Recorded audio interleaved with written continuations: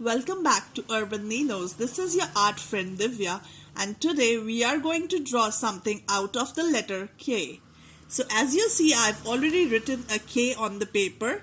What we will do next is we'll draw a line like this, joining this and this.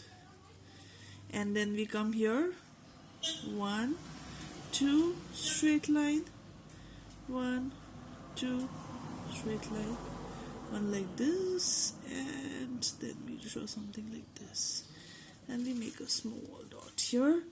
We next draw a parallel line which joins this, and a small line,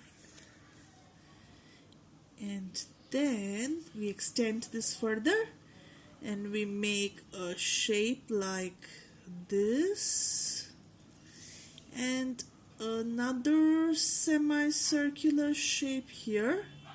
What is this? This is a key. So K is for key. K-E-Y. Key. Fill in your colors. Enjoy. Bye-bye.